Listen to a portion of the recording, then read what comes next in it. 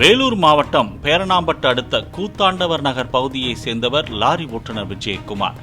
இவரது மனைவி தனலட்சுமி. இவர்களுக்கு 16, 13 வயதில் 2 மகள்களும் 5 வயதில் ஒரு மகனும் உள்ளனர். கணவர் லாரி ஓட்டுநராக வேலைக்கு சென்று வந்த நிலையில் மனைவி பேரணாம்பட்டு நகர பகுதியில் பல வீடுகளில் வீட்டு வேலை செய்து வந்தார்.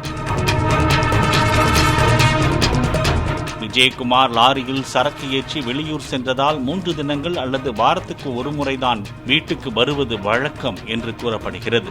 இதனை தனக்கு சாதகமாக்கிக் கொண்ட தனலட்சுமி ஆண் நண்பர்களுடன் நெருங்கி பழகியதாக கூறப்படுகிறது. மனைவியின் நடத்தை குறித்து அக்கம்பக்கத்தினர் மூலம் தகவல் தெரிய வந்ததால் விஜயகுமார் தனலட்சுமியை பலமுறை கண்டித்துள்ளார்.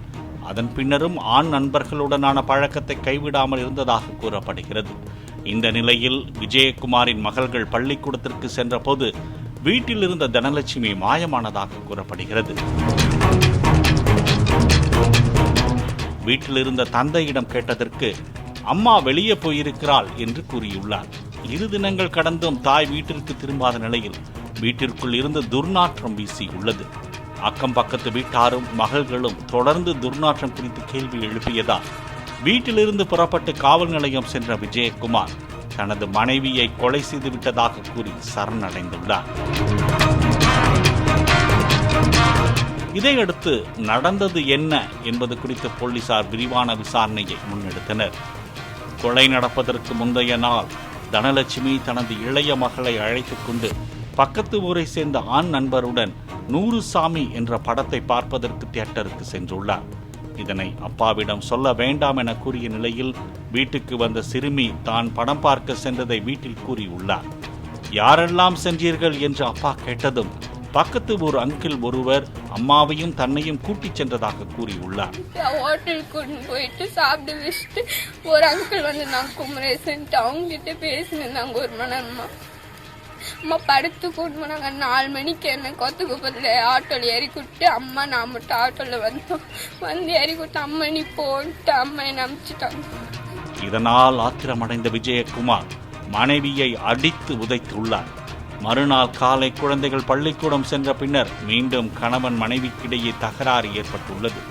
இனி உன்னால் நடந்து செல்ல முடிந்தால் தானே வெளியே செல்வாய் என்று ஆவேசமான விஜயகுமார் மனைவியின் கை மற்றும் கால் மணிக்கட்டு நரம்புகளை ஒவ்வொன்றாக கத்தியால் அறுத்துள்ளார்.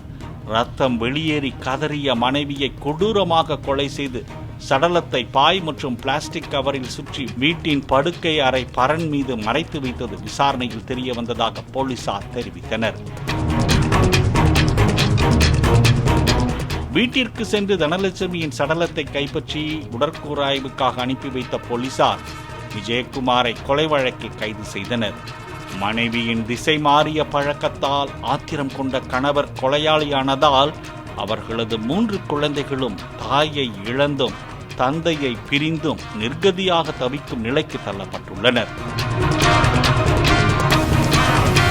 பாலிமர் செய்திகளுக்காக வேலூர் செய்தியாளர் சேதுராம் மற்றும் வேல்ராஜ்.